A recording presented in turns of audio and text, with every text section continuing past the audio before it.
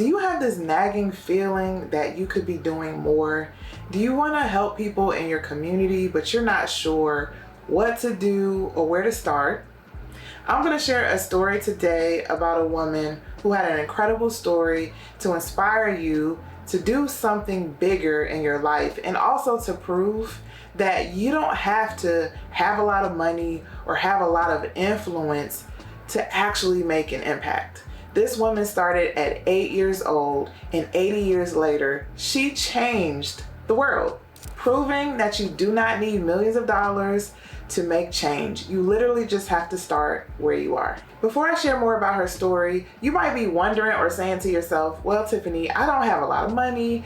I don't know a lot of people. I don't have a lot of connections. I just don't know, even if I did something, if it would make an impact. But what if I told you that was the wrong mindset? What if I told you that this woman literally started with pocket change, and 80 years later, she was influencing rich billionaire businessmen? So as we get into this story, I want you to pay attention, because I'm going to give you 3 themes that I pulled out from her incredible story to inspire you if you are feeling stuck or if you're feeling like you want to do more. This story starts in 1908, rural Mississippi. It is the story of Oseola McCarty. She was a young woman who was raised by her grandmother and her aunt, and they got by cleaning houses and washing clothes.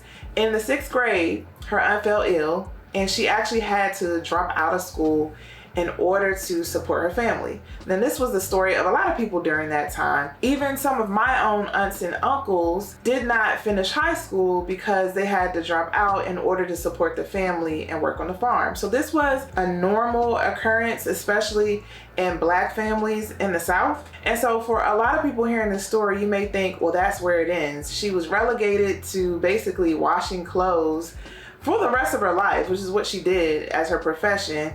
And what good could she do? What impact could she make just washing clothes? But I want you to keep listening, because I'm going to tell you how that actually happened, how she actually did make an impact. Now, for some people, they may be feeling a type of way. I gotta drop out of school to support the family. What about my dreams? What about the things that I plan for my life? But she didn't look at it that way. She actually described her work as a calling. She took a lot of pride into cleaning clothes. She had her own process. She had very high standards about cleaning clothes. And as she grew older, she became known as being a great washerwoman. And a lot of people may hear that and say, oh, but she was just a washerwoman. But she didn't see it as a job. She saw it as a calling. So that's the first thing I want to share with you. You may have a talent, you may have a gift or something to give, and to the outside world, it seems minuscule, it seems small, but you have to reframe that as your calling.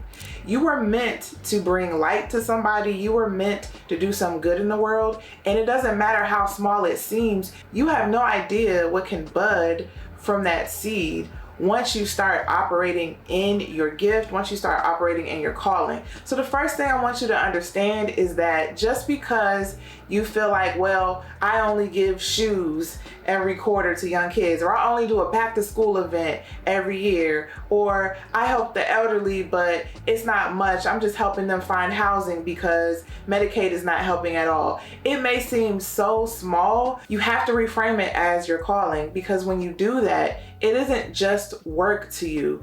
It is a blessing. She even said it this way. This is a quote directly from Oseola. I love to work, and when you love to do anything, those things don't bother you. Work is a blessing. Every job can be done well, and every day has its satisfactions. So she saw the work that she did as highly important, and she had an incredible work ethic when it came to her duties. And it was because of that work ethic, and because she saw it as her calling, she was able to do that work for so long. She retired well into her 80s, but that set up what I'm going to talk about next, which is a fortune she was able to accumulate based on the work that she did. So the next thing was about her vision.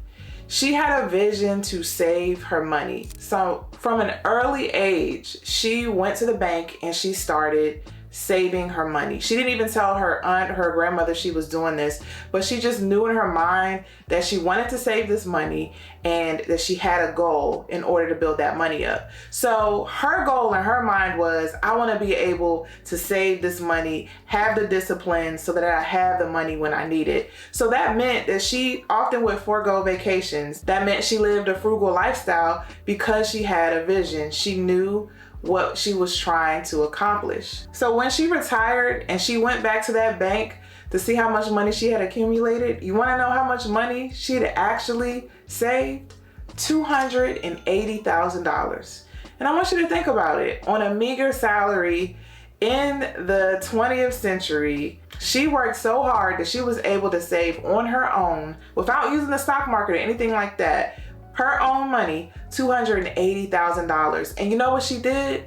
She gave half of it, over half of it, away. She decided she wanted to give $150,000 to the University of Southern Mississippi. She didn't put it in a will, she gave it away while she was still alive. And it's this concept of giving while living. I talked about it in a video I recorded a couple weeks ago. Click the link above if you want to check it out. But she laid out that vision and she had the discipline to work toward that vision. So this is the second thing that I would say to you. If you want to do some good in this world, figure out what your vision is and set that vision for yourself.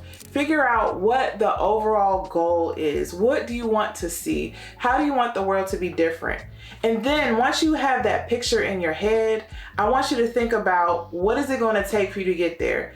Maybe it's you doing a nonprofit. Maybe it's you doing another type of project. Maybe it's you saving money and giving your money away, or setting up a trust, or partnering with your local church or a local community group to do volunteering. Whatever it is, you need to figure out what your overall vision is so you can identify the steps it's going to take for you to get there. She knew she wanted to help young people. She wanted to use that money for scholarships, and that money is still being used today to help 7 students every year get a scholarship to attend that university.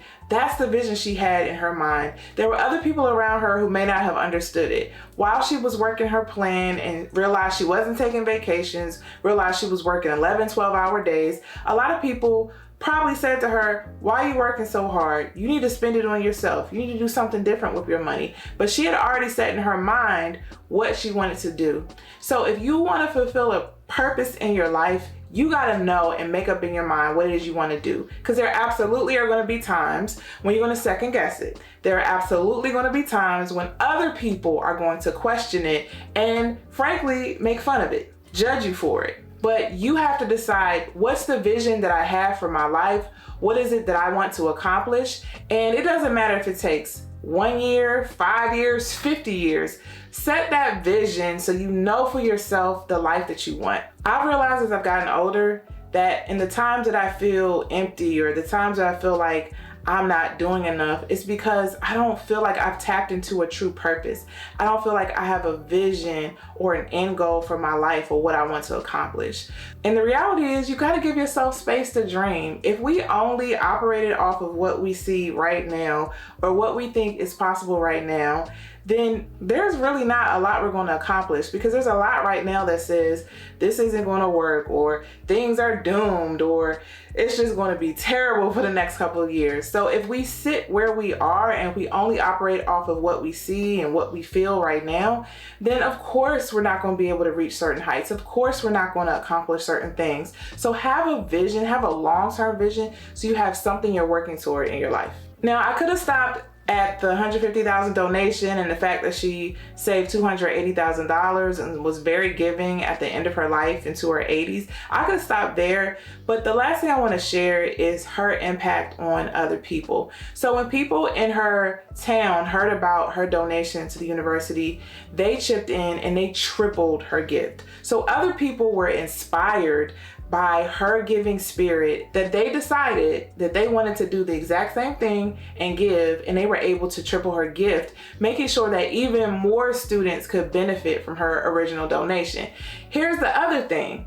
There's a billionaire named Ted Turner, and he actually heard about her story. And when he heard her story, it inspired him to give $1 billion. Let me tell y'all what he said. He has a quote in the New York Times, and he said, if that little woman can give away everything she has, then I can give $1 billion. And that's the third thing I wanted to say to you. People are watching you. So sometimes you're making decisions that you had to do in silence. Sometimes you're making decisions that you had to fight through your insecurity, fight through your doubt and your worry to be able to execute. Sometimes you put forth a vision and you start working towards that vision and you question yourself constantly. But what you don't realize is that there are other people watching you. There are other people watching you as you take steps forward. And the steps that you take forward, it may feel like you're taking one sideways, you may take a step back, but all people see when they look at you is forward movement. All people can see is your path to that vision that you set and that you declared. And there are people, especially once you hit your goals or you hit your milestones, who are going to be so inspired, who have no idea what it took for you to even take the first step. So this is what I want to encourage you with today. There are people you haven't even met yet. There are people who are afraid to step to you. There are people who are afraid to even admit that they're watching you, who are inspired by the bold decisions you're making every day. And they may not feel like bold decisions, but they are. Anytime you decide to stand up and do something for someone else, that's bold. That's impactful. So if you're wondering whether or not the little that you have is enough, and you perceive it as little, but if you're ever wondering if it's enough, just know that somebody is watching you and marveling at all the work you're doing. So here's my challenge to you. Do you want to do something big in this world? If you want to start a nonprofit, I absolutely have resources to help you start. Comment checklist below and I can send you that free checklist so you can go through the steps. You can also watch this video I recorded on how to start a nonprofit. But this is what I want to leave with you. You don't need anybody else to tell you whether or not you can do good in this world. If you want to give, if you want to inspire somebody, if you want to teach somebody, there is literally nothing stopping you from doing that. You don't need more money. You don't need more connections. You don't necessarily need more resources to start. You can literally start like Oseola did with pocket change, and you see how she changed the world. If you see something in your community you want to address, then I say, do it. Thank you so much for watching this video. If you need help with your nonprofit, visit me at bossonabudget.com, and I will see you in the next video.